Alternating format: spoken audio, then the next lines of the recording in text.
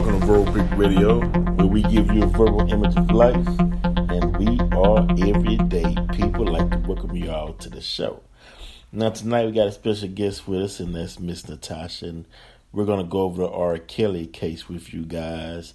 We're just going to briefly touch on it and get some underlining facts on how technical the justice system gets when dealing with black people in general, meaning that we as black men and women, we have to know certain terminologies and know how this court system is played out and know what it is to actually seek justice before we get involved in situations like this. And I'm going to explain to you why I said all of this as we go through the R.Kelly trial, right? Now, first we're going to start off with immoral. immoral, right? Use the adjective immoral to describe a person, group, or situation that intentionally goes against accepted ideas of what is right. Like a government that attracts its own people or a friend who steals your favorite spatula. Okay. Morals are principles we follow that help us know the difference between right and wrong.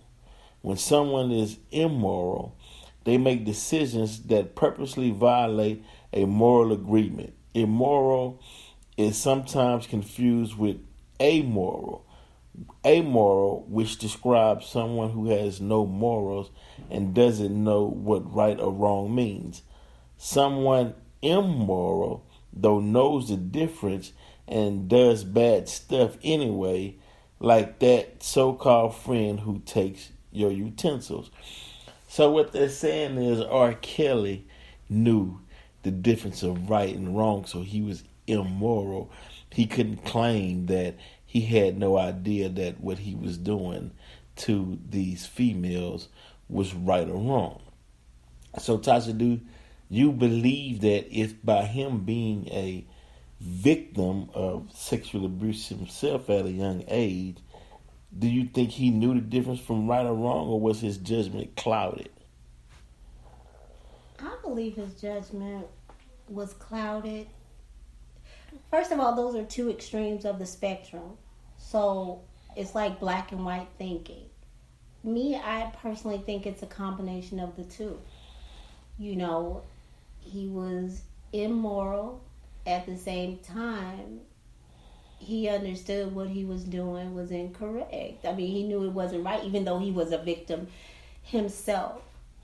But now we're starting to get into the mental health aspect of life for African Americans. Although this situation happens with other groups of people, we need to address it within the African American community. Yeah, because this whole court case, his whole sentencing and what he was found guilty of, the mental health aspect played a role in it, because they're saying that he should have known better, and he should have known better. So his mindset, or his mindset of how he thought, is what got him 10 years to life. Which is a really long time. Long time. It says that R.Kelly, this is from Fox News, and I want to read it because Representative Danny Davis, right, he's saying that Kelly can be redeemed, but he faces 10 years to life in prison. R.Kelly has been found guilty of racketeering and sex crimes, but Representative Danny Davis doesn't think he's beyond redemption. The 54-year-old I Believe I Can Fly singer was found guilty on Monday of all 9 counts in his racketeering and sex trafficking case in New York. He faces 10 years life in prison. The guilty verdict immediately sparked questions about the future of R.Kelly's celebrated body of work and reignited debates over whether art and artists can be separate by the public. So can the art or artists be separated from their work? I believe that they can. I mean, unfortunately, R.Kelly is in an environment where majority of his peers, I wouldn't say majority, but a lot of his peers are into the same types of things. We've already seen the YouTube videos. We've watched things that come across on the news about the average celebrity or singer or entertainer Illuminati. that has this, these unhealthy sexual fetishes, and he's not the first of his kind. Tom Joyner said it years ago, we wouldn't have anybody to listen to. Wow. So it is not, R.Kelly is not being scapegoated, but he is definitely being made the poster child. Yeah. In that entertainment world, besides Bill Cosby. But let me be clear that these men were not correct in any way. They were not on the side of right. And I want to say they are getting what they deserve. You cannot go around with a predatory nature doing these things to women and not expect for some type of law, whether it's man law or spiritual laws of karma, for you to get affected, for your payback. That's right. Now, man laws.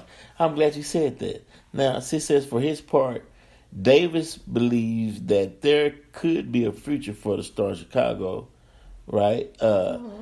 As an artist who's gifted, I think this is Davis replying. As an artist, one who's gifted, I think he'll be welcomed back into Chicago as a person who can be redeemed. The politician told TMZ, I'm a big believer in what is called second chance. He then made note. Okay, the only problem with that is with R.Kelly, this is not his second chance. I believe after the allegations with Aaliyah came out, people were skeptical. We really didn't know the full truth, and people let it slide. Then there was the videotape of the 14-year-old that he was peeing on. Right, that he urinated on, which is another sexual fetish that is, really big in that world, in that arena, and it trickled it way down, no pun intended, but you find the average people doing that same type of thing. But this is not he's already 3 strikes you're out, to be honest. If you want to, do that type of thing, like he can be reformed. I don't think he can be reformed. This is the type of sex that he likes. This is the type of sex he has. And I just don't think that type of thing is reformable. All right, so when Davis was asked what he'd tell R.Kelly if given the opportunity, he said, try and find peace with the master. Try and find peace with the maker and peace with himself and reconcile with the universe for the acts that he may have committed.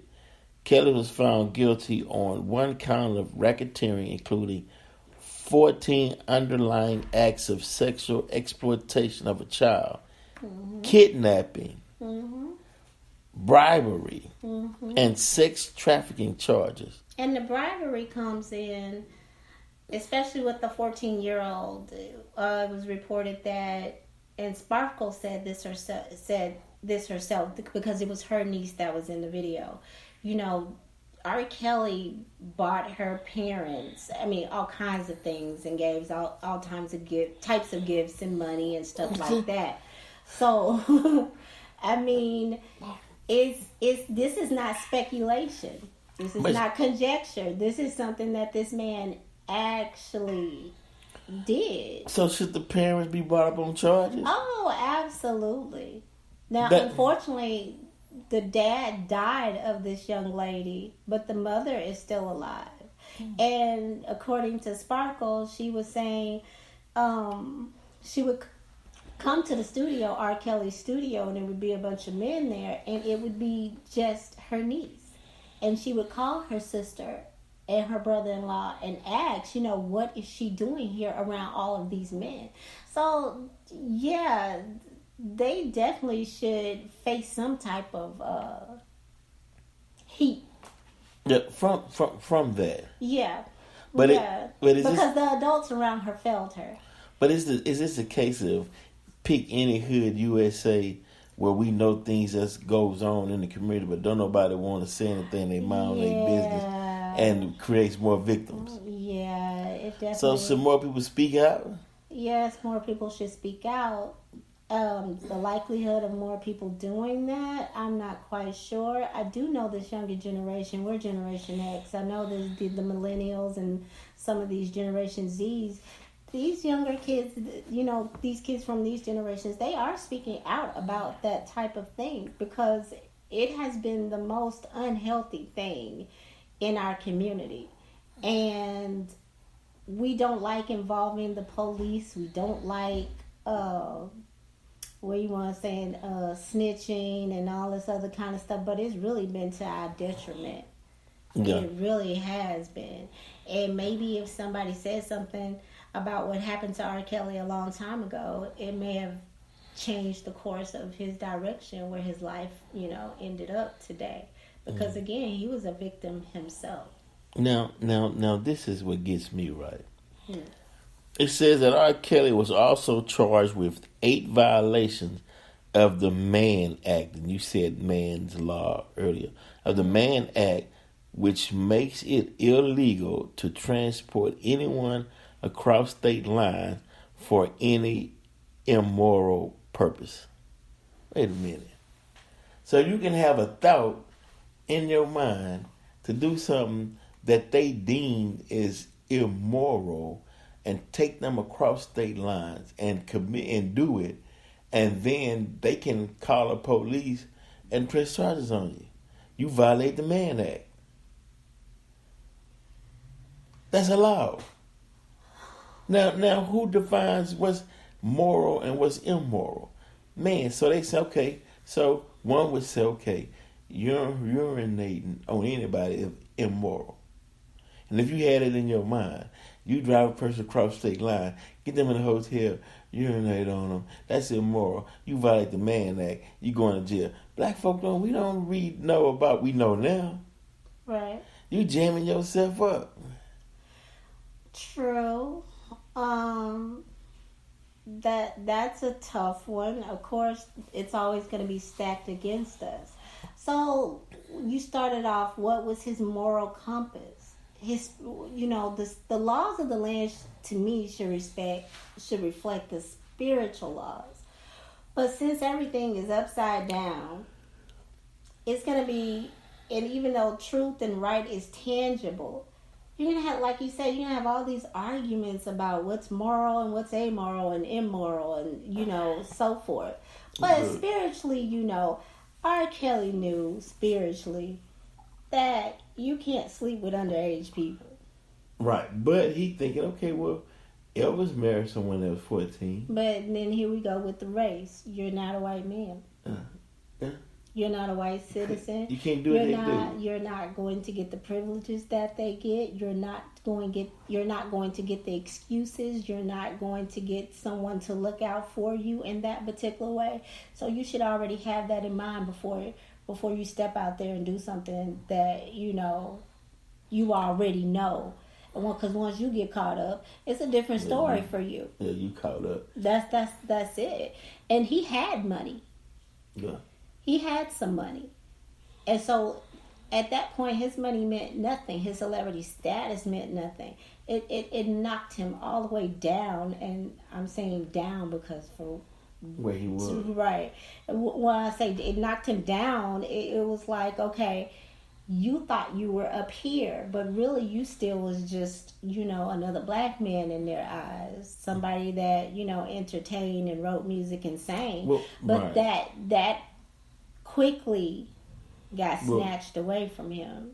Yeah, well, with us, sadly, they give us enough rope, pardon the expression, to hang ourselves because they figure we're not going to know these new laws that's being passed. We're not going to know different. But should you have to know the particular law that would put you in the most trouble? Well, because if your moral compass is set correctly, but like but, if but how is it set correctly if you grow up in an environment where that's survival? Man, look, a young kid packing a gun to some that's immoral, but that's like, man, I gotta survive out on these streets. Certain things that's done, you that's what you've seen all your life, and in your mind tells you is right because that's all you know. But when you go into a broader society, which that's an R.Kelly immoral act. Which he was, and he made it out of the Chicago Project. Right, so he knew. That's a little bit worse than the hood. But I bet you when he was sitting and when they calling out all these different acts and statutes and laws he violated, I bet he was like, I didn't even know half that shit existed. He probably didn't, and they're saying is ignorance of the law is no excuse. But at the same time, even if you don't know the particular laws of the land, then his moral compass was so off. Right, it was off. But if you had that at least in check, right, that would have kept you out of this situation. Right. If you wouldn't sought some mental health, something to help you mentally, like we are so, our community especially, we've been the most traumatized, but we are the least likely to go get therapy. That does not add up. That detracts from us.